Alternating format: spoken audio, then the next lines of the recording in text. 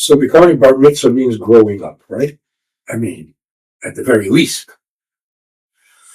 What does growing up mean? Who's grown up? See a bunch of old people and they act like babies? Are they grown up? And you see young kids who act very mature. They grow up. Grown up means like this. Until you're 13, your life is all about you. What are you learning? What are you accomplishing? What are you doing? What's happening with you? What are you thinking? What are you feeling? Grown up means now your life is not about you. Now your life is about making the world better. It's about helping. It's about serving. So you have young kids who are busy taking care of other people, doing things, fixing things, taking care. And then you have grown men who are still thinking, I don't want this, I don't like that, I didn't. All about themselves, like they never grow up. So you have 13 years to take care of yourself. After that, you got to start taking care of the world. And the world, of course, begins with the people you already know, and the people you're going to know, the things you're capable of, the things you're going to be capable of. But the whole focus is, what can I do to make the world better? Not myself. And 13 years is probably enough to have your own, who am I, what am I doing, what do I like, what don't I like? By 13, you know already. Or you keep thinking the same thing over and over and over. You know which foods you like, you know which colors you like, what else? So it's time to move on to serving instead of taking. Instead of give me, it's what can I give you? That's called grown up.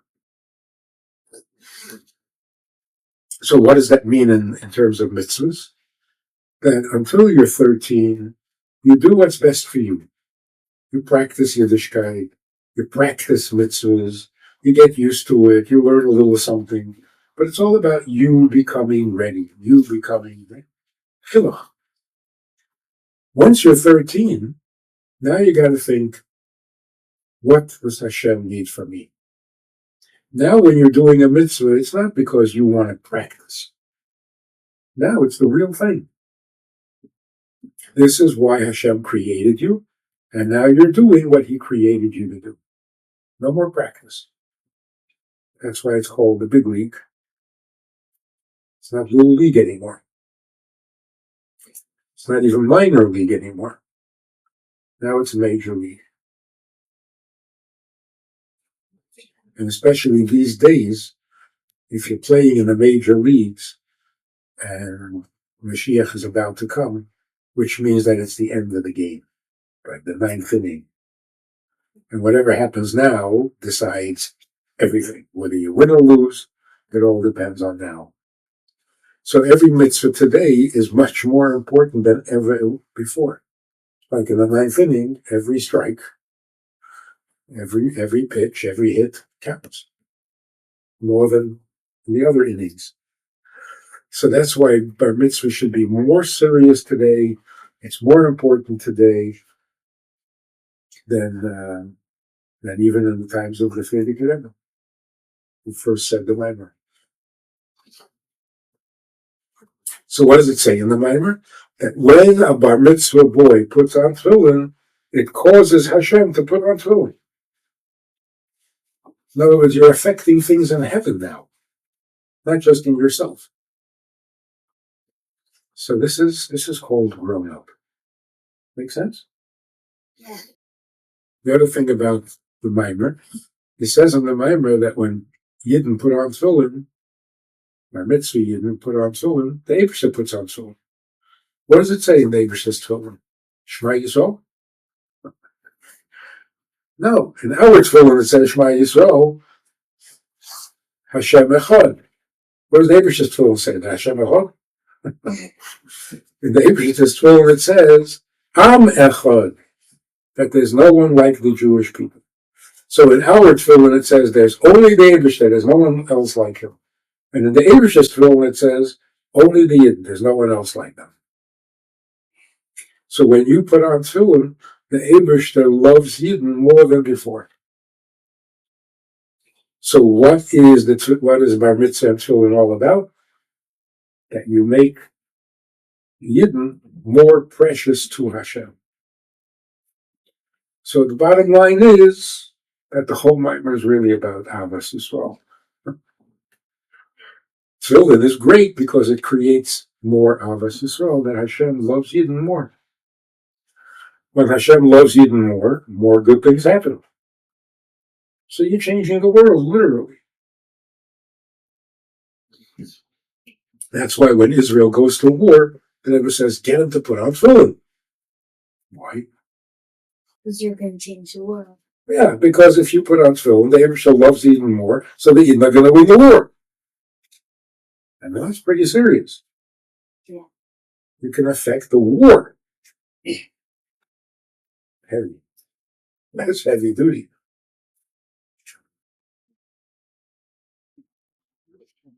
And the negative side, or the reverse side, when Yidden put on tefillin, Goyim are afraid of Yidden. Because there's something about the Yidden, because they put on tefillin, that the rest of the world respects.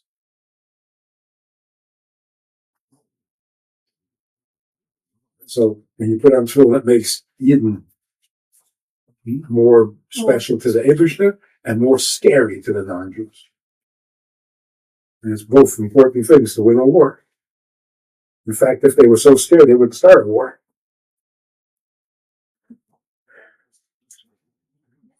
Bar Mitzvah, the Yetzer Hara becomes really serious. Because now when you do a mitzvah, it really kills the Yetzer Hara. So the Yetzer Hara fights back. So after Bar Mitzvah, your Nefesh Elikis is stronger, so your Yetzer Hara has to get stronger, has to try harder. So the Yetzer Hara tries harder, you overcome the Yetzer Hara, bigger mitzvah. Before Bar Mitzvah, the Yetzer Hara doesn't bother you so much, because, whatever you do doesn't matter so much. But after your Bar Mitzvah, the Yetzer Hara is really desperate to stop you. So you're prepared for 13 years. You know you're going to have a Yetzer Hara. You know you're not supposed to listen. You know that you can overcome the Yetzer Hara. Okay, now go for it. Do it. So when the Rebbe spoke to children, he always spoke about the Yetzer Hara. Don't listen to the Yetzer Hara. But that was really preparation for Bar Mitzvah. When the Yetzer Hara gets really desperate to stop you from doing mitzvahs. So that is the story of Bar Mitzvah. Any questions, Yankel? Oh. Well, I have a question. What should they do, or any of us do, when we have a Yetzer Hara and an evil inclination? For example, it's time to daven, but you want to play video games, or your mother or father asks you to do something, or what can you tell yourself? What's a good mantra or a good slogan that any of us could tell ourselves? But especially when you're just young and a teenager, when, like you're saying, the Yetzer Hara, the evil inclination, is so persuasive. I mean, the same thing you would tell somebody else who's trying to get you to do something wrong. And the key word is yes, but. Yes, but. So somebody says, take that whatever toy or game and take it home. He said, but it's not mine. That's stealing. He says, it's okay. Nobody will know. What do you say to that? You say, yeah, but not right. So sure, I'd love to have it. I could take it, and nobody will know. I can get away with it. But, right, that's what you would say. Let's do something dangerous. You say, Yeah, but not a good idea. So you say the same thing to yourself. Your Yetzer Hara says, let's do this or let's not do that. And you say, yeah, okay, I hear you, but just because you have a good idea doesn't mean. And So the but is a very important. and one more question. So now Moshe's already 13. Yankel's going to have his bar mitzvah in a little over a year. Suddenly they're 13 years old, which is still young, and now they're responsible to do 613 mitzvahs, 613 good deeds. Of course, not all of them are applicable nowadays, but most of them are. It seems like a very heavy load and could be very scary or daunting. And if they think to themselves, how significant is this anyways? Like, God is asking me to do all these things. Does it really make a difference to God? Like, ultimately, all-powerful, perfect God, and now I have to do all these things, which I can't look at this, and I can't eat that, and I'm responsible, and there's consequences, there's punishments, perhaps, right? It could be a little scary, right? It's a lot of responsibility. When you're a kid, you're not as responsible, but now suddenly, boom, 13, according to Judaism, you're a man. You're responsible for the mitzvahs. And if they would think to you, does it make a difference to God ultimately? How can it make a difference on the highest level, right? We were speaking about that. Well, first of all, it's not true that children are stupid. I think most people think the difference between a child and an adult is that a child is stupid and an adult is smart. It's not true. There are stupid adults and there are very smart kids. The difference again is, are you living for yourself or are you living for others? That's the difference between a child and an adult. So we shouldn't dismiss children as being incapable and it's too heavy for them and it's too serious. Kids can do amazing things. They're not stupid. In fact, they want to be responsible and they want to do things that are serious and important. Nobody lets them. That's not the case in Yiddishkeit. You start putting on film when you're 12. You have to make a bracha from the time you can barely talk. So it's not true that children are useless and stupid and they don't know what they're doing, they don't know what's best for them. That's not what makes you a child. That's just stupid, even if you're an adult.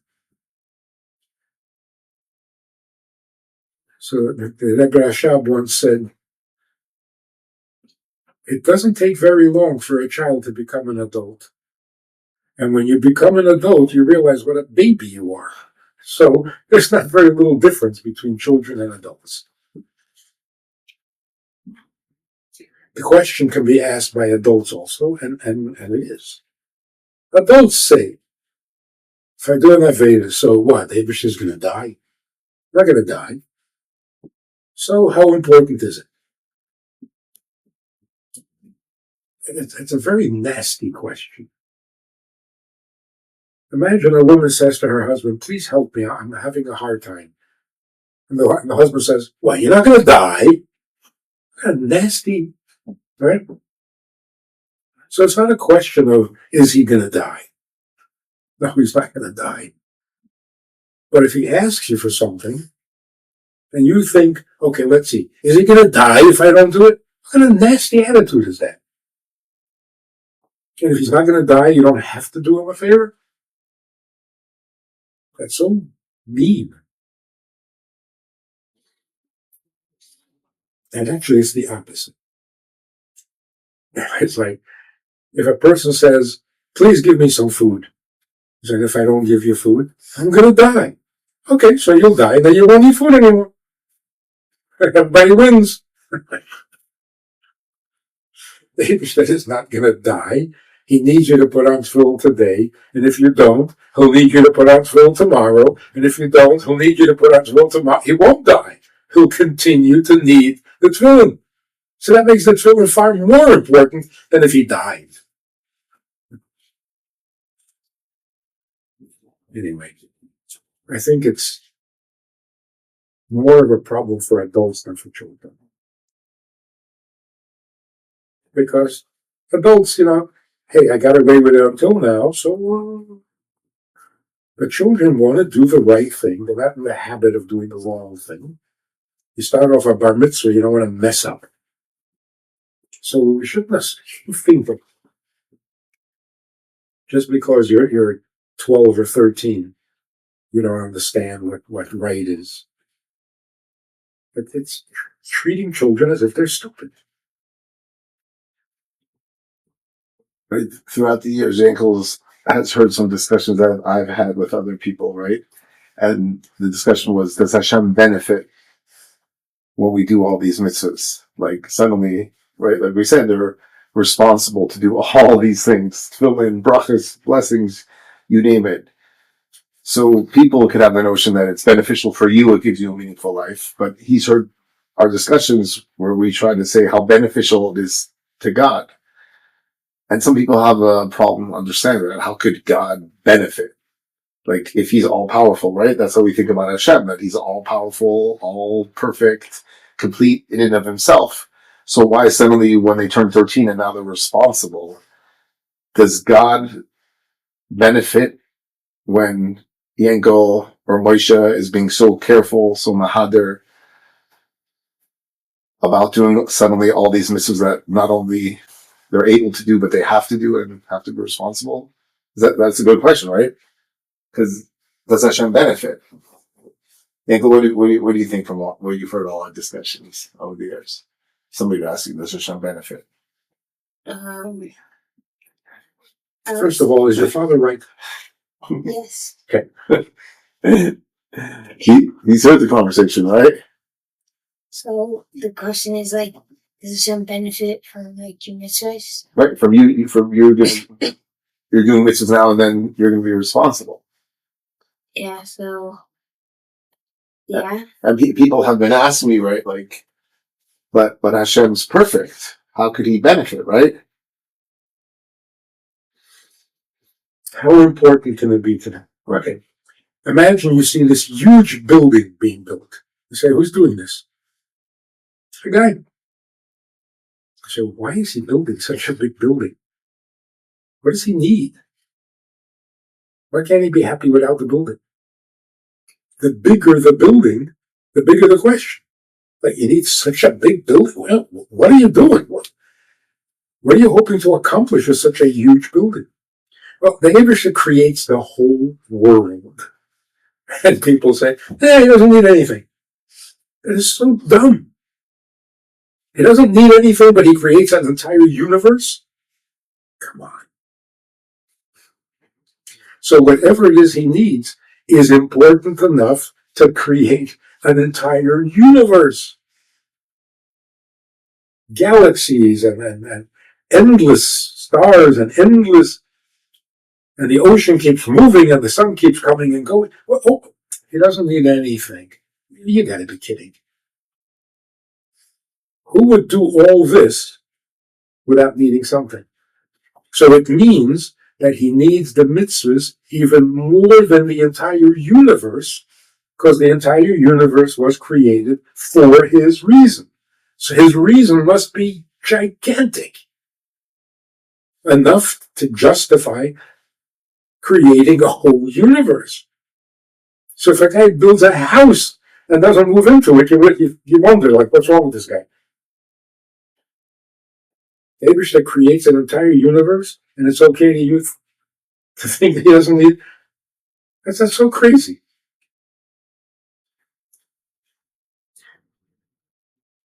Besides, if he didn't need it, then he doesn't need us. If he doesn't need us, this is bad news. So you're killing yourself by making such a statement. He doesn't need anything, which means he doesn't need me, which means I don't have to be here either. Well, then, what did you just do to yourself? You made yourself unnecessary? That's crazy. It's crazy. dangerous. So I don't know, that whole attitude is like weird. That mitzvahs are just for our benefit, and he gains nothing and he needs nothing.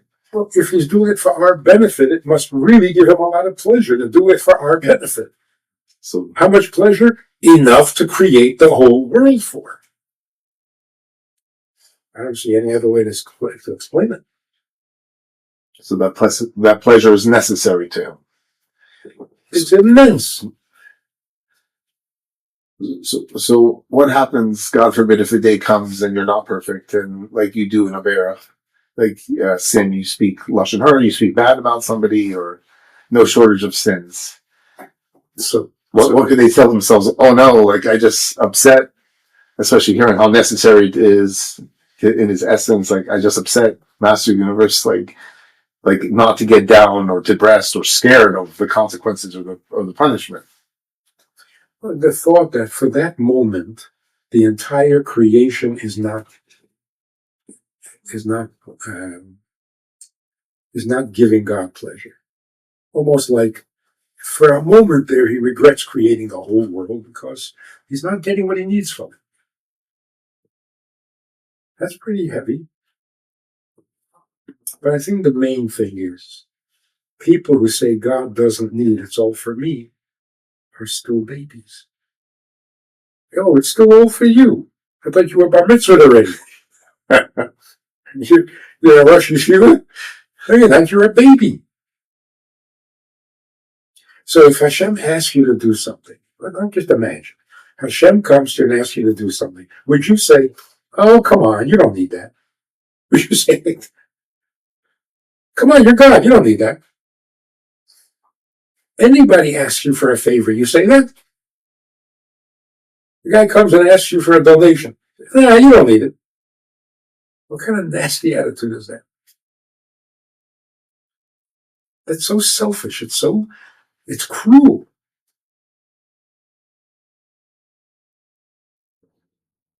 I think according to the mitzvah of tzedakah, if a guy asks for a donation and you know he doesn't need it, but he thinks he needs it, you have to give him. Well, you got plenty of money, leave me alone. If he's begging, he needs something. Say, well, how come you need this? Go get a job. That's not tzedakah. That's cold-blooded. So can't explain why he needs it? What's the difference why he needs it? Somebody asks for help, you help. You don't give him a lecture. So in this scenario, God needs help, and that's why he's asking the Yankel and Moshe to do all these 613 mitzvahs. But after hearing this, and let's say they try to explain it to somebody else, and somebody else says, but Hashem, Master, the universe, he's all powerful. That's the problem. Like people can't put together God is all powerful, but yet he's asking these Bar Mitzvah kids now to suddenly do 613 things. So that's where people's sort of brains get crossed. And in my discussions in Yankel, sort of, as I said, plenty of them, what's the short answer to say all powerful doesn't mean what you think it means, or perfect doesn't mean what you think it means? That's if you want to really explain it. But to see what's wrong with the people's thinking. He's all powerful. What is wrong with you? If someone who is all powerful needs a favor from you, it makes it less important. He's all powerful and he needs a favor from you. You can't faint with how important you must be to him, because he's all powerful and he's infinite. Infinite God needs my mitzvah? Then the mitzvah is infinite. So instead of coming to the conclusion, nah, you don't need it. No, you need it like an infinite being needs. Why do we come to the conclusion that it's less important? In other words, the more important Hashem is, the less doing a favor for him is. How do you figure that? If someone who has everything still needs a favor from you, that favor must be gigantic. Not less important, more important. I mean, the Rebbe asks you to do something. You're a Rebbe, you know. How do you come to that conclusion? It's just childish, selfish, like, he doesn't need, I need. That's really what's behind the whole thing. You say, Hashem needs you to do a mitzvah, and they're thinking, we also have needs. Yeah, baby.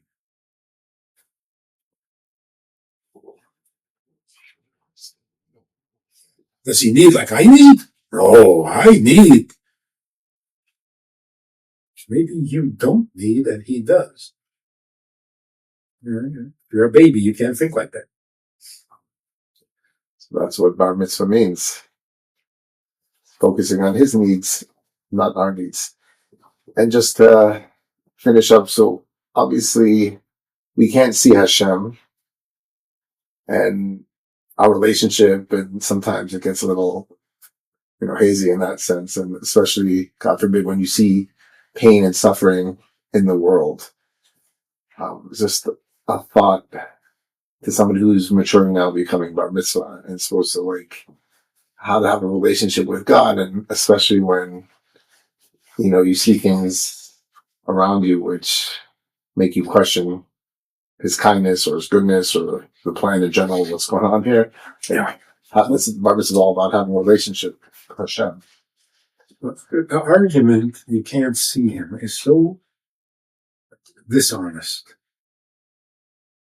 We're living in the 21st century.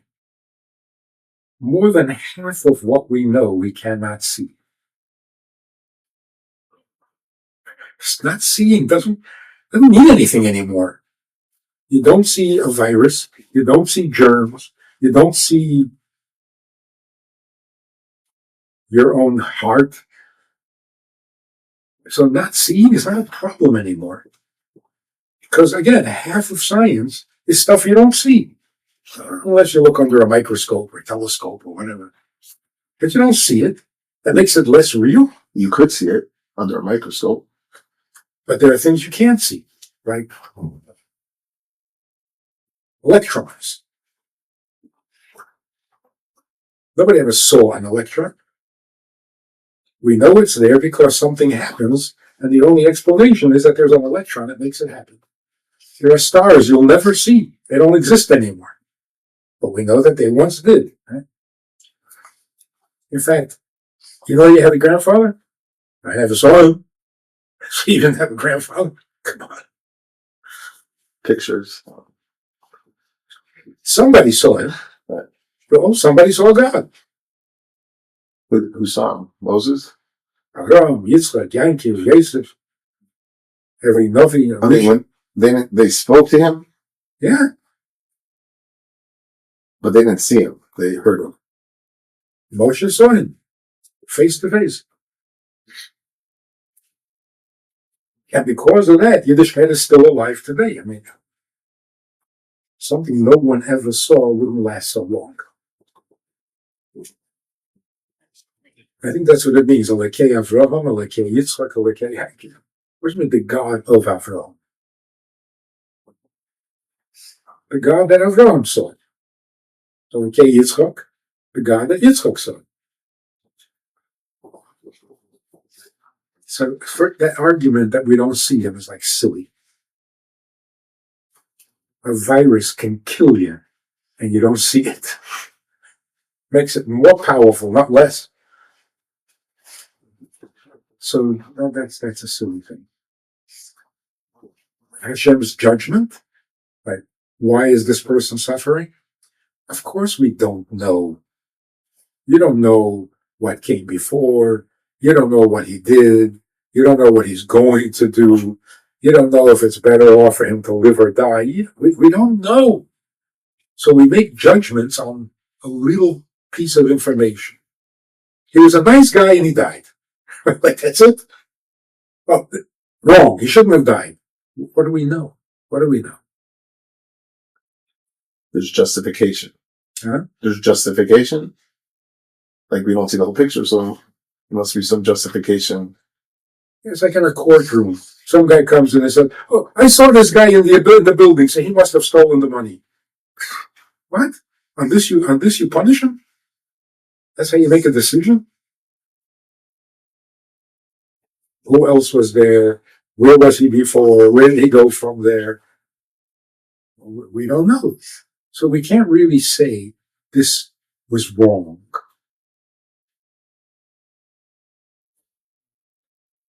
Do a little more research before you decide it's wrong, it's bad, God is mean.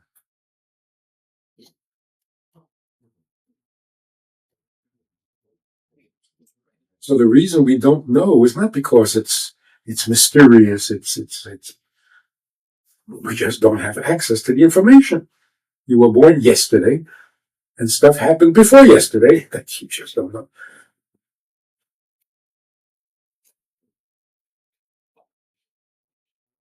So it's not stupidity that we don't know. It's just that we're not old enough, and we can't see the future. So how are we supposed to know?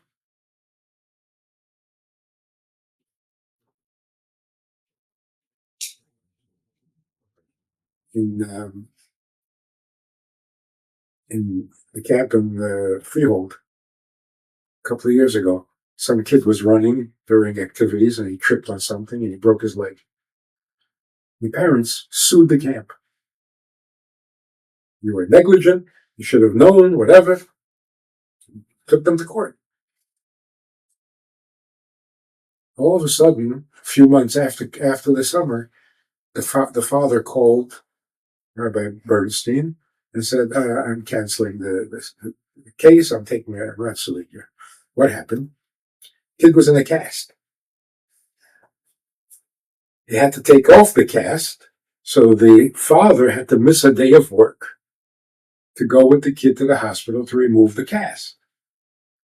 So he took off from work, didn't go to work that day, and that day was September 11th, and he worked in the Twin Towers. So because he didn't go to work that day, his life was saved. So he calls up and he said, "Actually, it wasn't the worst thing that ever happened in my life that my kid broke his leg. It saved my life."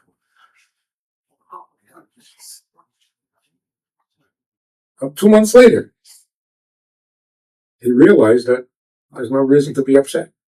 Saved his life. So sometimes we see it, and sometimes we don't. So until he saw it, he wasn't being stupid. He just didn't know. So which kid wouldn't agree to have his leg broken to save his father's life?